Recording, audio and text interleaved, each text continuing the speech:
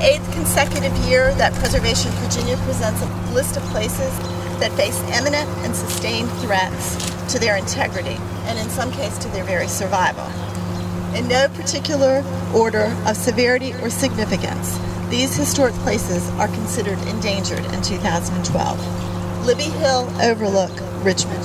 In 1737, William Byrd II looked on this view and saw a striking similarity to the view from Richmond on the Thames. Historic Richmond Foundation, Scenic Virginia, and the Churchill Association are working towards positive resolutions. We encourage the use of the designation to support a broad coalition of stakeholders, to work with the developer and the City of Richmond to find a resolution that preserves this iconic view while achieving economic goals. Meadow Farm, Caroline County.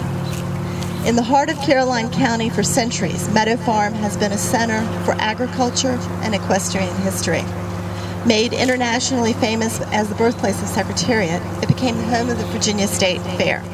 Now this unique place that retains much of its rural character could be threatened with inappropriate development. New Market Road Corridor, Henrico County. The approach to Richmond through the eastern part of Henrico County crosses some of the most historic lands. Stories of adaptation, survival, and reinvention play out through the centuries as first Virginia Indians, Englishmen, Africans, and ultimately Virginians and Americans worked and lived on this land. We encourage Henrico County officials to work with the New Market Road Corridor Development Team, a broad coalition of interests and expertise, to identify alternative solutions to the current widening plan. Ashland Theater, Ashland. Located on the Main Street corridor in the National Historic District of Ashland, this local landmark has been dark and underused for 17 years. It is in jeopardy of becoming a negative symbol in the midst of a revitalization effort. Gwaltney Store, Suffolk. In the Chuckatuck community of Suffolk, this early 19th century structure is a dominant feature. At present, the city of Suffolk has posted a condemned sign on the property and plans to demolish. The Greater Chuckatuck Foundation should be given adequate time to launch a feasibility study, to develop a preservation plan for the store, and a business plan for its future. Talbot Hall, Norfolk. Overlooking the Lafayette River on one of the only underdeveloped sites within view, Talbot Hall is one of the last two remaining antebellum plantation homes in the city of Norfolk. In February 2012, the diocese passed a resolution with tentative plans to market this site for sale. The resolution does include an intention to preserve the house. The Episcopal Diocese of Southern Virginia should work with the Virginia Department of Historic Resources to list the eligible property on the Virginia Landmarks Register and donate protective easements for the property. The newly formed Talbot Hall Foundation should be given reasonable time to raise funds for the purchase of this site. Slate Seed Company, South Boston. This late 19th century Greek Revival frame building retains detailed architectural elements. It sits vacant and is in danger of demolition. We encourage the Halifax Historical Society and county officials to work together to make the property and this building, they agree. Conducting an initial analysis of the stability and rehabilitation of the potential structure would encourage its adaptive reuse. Boone's Mill Depot, Franklin County. The Norfolk Southern Corporation is willing to sell the building for $1 if the building is moved. The Boone's Mill Town Council and local citizens are working to raise funds to move the depot across the tracks.